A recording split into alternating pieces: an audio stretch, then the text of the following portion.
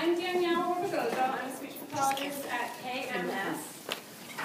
And I'm going to be introducing our presenters for today. Before I get started, you have a yellow questionnaire. If everybody could fill that out while we're getting started. Think about yourself and rate yourself. According to these are the what you should be thinking about. Number one, strong read rating. We're going to be using the FM system today, so hopefully, sounds good. Down. And if you have a question or comment, I'll come around with the mic so you can ask your question. Everyone can hear you. So, Mindy and Rochelle have this past year done a lot of research and professional development around executive functioning. And we've had many discussions about the kids that have these needs and how are we going to help them? What's the best way for us to service all of them? And between, the three of us, it would be impossible for us to get to all the kids and give them what they need.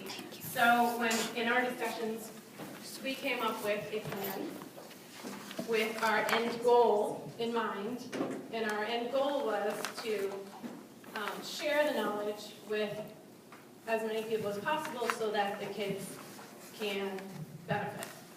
So that was our thinking, and our goal for today is for you to walk away with some tools and strategies to use right away. And also to start thinking about sharing the tools that you already have and have been using in your classrooms with each other. So I'm going to pass it over to Rochelle.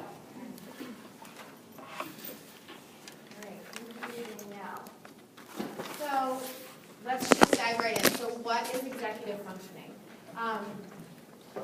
It is a cascade. So a whole lot of firing in your brain that what it looks like is your ability to set a goal, generate a plan towards that goal, remember what that looks like in the steps to get there, and then get started. So let's say, for example, you wanted to come here with a nice coffee. That's your goal. That's your motivation. You want that cold iced coffee to sip on. So you think of a plan. You run it through your head. You think, I'm going to go through the drive-thru because I think that will be a little bit quicker, and I know I need to be there at 1:45. You're thinking about how you're going to move your car to get there. What's the quickest way? Will there be traffic?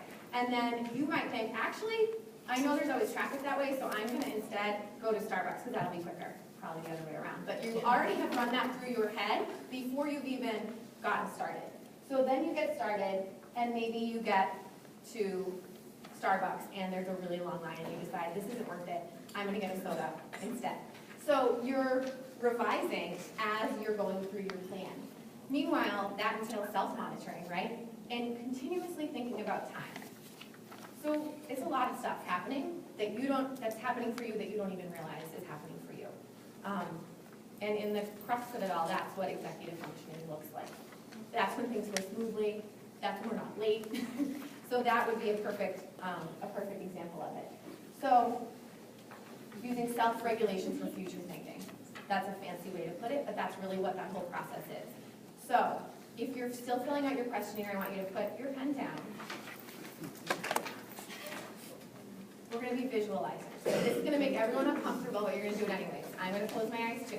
Everyone close your eyes. I swear it will be quick. Right? So today is Friday, so we already are picturing ourselves doing whatever we'll do this weekend. Great. I want you to rewind yourself to 3:30 today and picture yourself leaving here with something that how will you feel how do you want to feel? How do you want to look when you leave here? Maybe you'll have lots of ideas in your brain. Maybe you will leave here with a cookie. But think about something positive at the end of our time. Okay, open your eyes.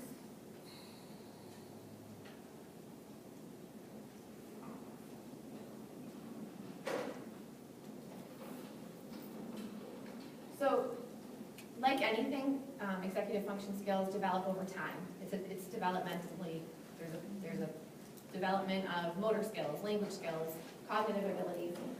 So this one parameter to explain it I think is nice because you can just visually see it. So starting with very basic self-awareness, and then inhibition. So who am I? What kind of kid am I? What kind of, starting to think about yourself as separate from your mom or your dad and as separate from your friends. And then inhibition. So I want this, but I can wait. Or can I? So you start to develop that nonverbal working memory, so that a whole motor component. So seeing yourself doing something physically might not entailing much of the language. And then your verbal working memory is basically talking to yourself. Self-talk in your brain is verbal working memory. And then emotional regulation. So how do you want to regulate your own emotions and the fact that you have control over it? So a 2-year-old doesn't, they tantrum. They have less control over it, right? But we have, as we develop, as we get older, all the way up to the age, some people as the age of 30, we're still developing these executive function skills. Planning and motivation, and then planning and problem solving. So again, like we talked about that goal setting, what's your motivation, and problem solving along the way. Okay, I'm going to do a quick overview of some neuroscience, not because I know everyone's super psyched about that. I will make it really brief. I know that a lot of you were at Sonia Green's training a few years ago. She talked a lot about neurology, so I do love it. So if anyone's interested, we can do more on that. But it's just, I can't leave it out because it's too important to our topic. So a lot of, you might hear, what is executive functioning? It's the frontal lobe. Well, it's not, because there's, like I kind of started to allude to, there's a lot of deeper, basic brain structures that are involved, that your emotional memories and things that really have to be in place and supersede when you're starting to move up to the higher level, so the cortical level, higher level learning, that these things have to be in place for them all to work together. Without one, you don't have the other, And then you get these complex results by all the different structures firing at all their different times. So, like we said, the brain develops over time, and there's predictable patterns. Not completely developed until adulthood. So people, for example, with a diagnosis of ADHD have executive functioning deficits. That's part of that neurogenetic disorder. People can also have executive functioning deficits or weaknesses, but not have ADHD. So maybe they have autism, or maybe they don't have it. Maybe, you don't have any diagnosis at all, but you just know that you're weak in these certain areas. We all have strengths and weaknesses. Some are in clinical ranges, and some, we all just have relative strengths and weaknesses compared to ourselves. It's interesting to know, though, that if someone does have a diagnosis of ADHD, or they do have an executive dysfunction diagnosis, so it's significant enough that it's clinical, you're looking at a 30 to 40% delay in the maturation of these skills. So you're a 4th grade teacher and you have a 10-year-old that might really be functioning like a 7-year-old. So you have a 20-year-old that might really be functioning like a 16-year-old. So it's just like a functional way to think about, okay, if you know this kid does have a deficit, your expectations are a little different. So back to the toddlerhood. So this is a little bit of a glimmer. You can see self-inhibition coming to the surface. So my son has a pacifier that he loves called Duffy Buffy, and he's only allowed to have it when he's sleeping. That's what we're trying to do. So he asks to just hold it. I will just hold it, I swear. I will not put it in my mouth.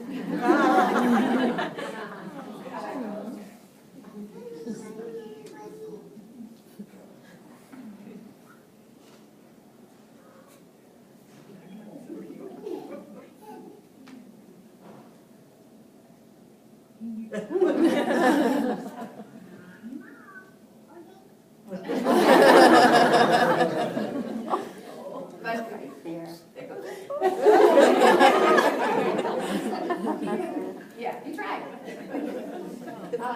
So again, I think again, why it can't be skipped over is you have tremendous power. There's some things we cannot affect in the lives of the children we work with, but you're with them a lot of their lives through the time that you're with them, and there are things that we can change. So basic brain plasticity, what that means is that through our experiences, we can create structural and neuronal changes in our brain. And I think that's really powerful for you to be reminded of, and of the tremendous power you have for these kids, because it isn't just learning. I think kids can demonstrate learning, we can see it, but functional imaging shows that you can make changes in your own brain by exposing yourself to experiences that you choose, okay? So through experiences, we change our brain. And through these children's experiences, you can change their brain. Another thing to think about is that, you know, those deeper brain structures have to do with a lot of emotional regulation, stress, fear, fight or flight, those types of reactions. Stress blocks learning. It's just a fact. Learning, higher level learning happens primarily in a relaxed state. So if a kid looks maybe zoned out, that could be that he's stressed out and he's not functioning at a higher level that day. And you know, I'm sure you have prime examples you can think of right off the top of your head, that some kids come to us a little more primed for learning than others. So I'm a proponent for just, you know, blame the brain, the situation.